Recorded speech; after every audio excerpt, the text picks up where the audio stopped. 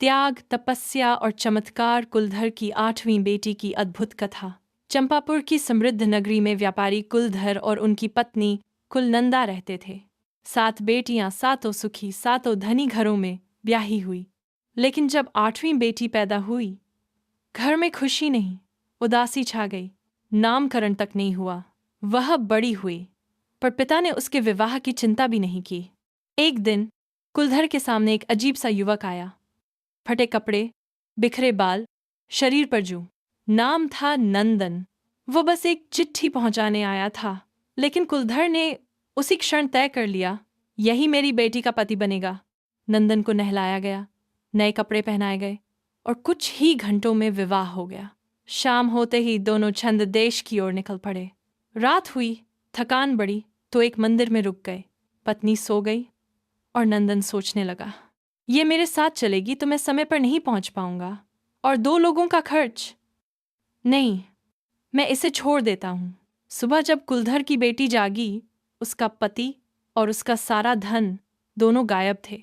वो ठूठी, पर वापस घर जाने का विचार भी उसे दुख देता था। भीख मांगना स्वीकार नहीं था। वो चल पड़ी अकेली, अनजान रास्तों पर। कुछ समय बाद वो अवंत देश पहुंची। वहां उसने व्यापारी मणिभद्र से काम मांगा। पहले वह हिचकिचाया, फिर उसकी सच्चाई जानकर उसे अपने घर में रख लिया। धीरे धीरे वह घर का हिस्सा बन गई, सबकी प्रिय। मणिभद्र ने एक भव्य जैन मंदिर बनवाया। वह रोज मंदिर जाती, जिनेंद्र की पूजा करती और ननों से नवतत्व सीखती। धीरे धीरे वो एक दृढ़, शांत और धर्मनिष्ठ श्राविका बन गई। एक दिन मणिभद्र दुखी थे। राजा के लिए फूलों का बगीचा अचानक सूख गया था।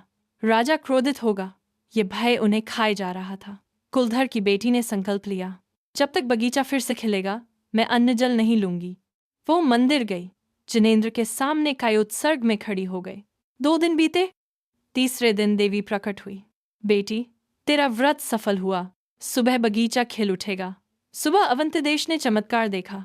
सूखा बगीचा अब रंगों से भरा था, फूलों से लदा हुआ। मणिभद्र दौड़ते हुए मंदिर पहुंचे। आज वे उसे बेटी नहीं, भाग्य का वरदान मान रहे थे। उसने व्रत तोड़ा, ननों को भोजन कराया और रात को सोते हुए सोचा, मुझे यह अवसर यूं ही नहीं मिला। अब मेरा जीवन तपस्या को समर्पित होगा। और फिर उसने उपवास, संयम और साधना का मार्ग अपना लिया। 2 दिन, 3 दिन, 4 दिन, कभी पूरा महीना। दुख से उठकर, धर्म में खिलकर, वह स्वयं एक जीवित प्रेरणा बन गई।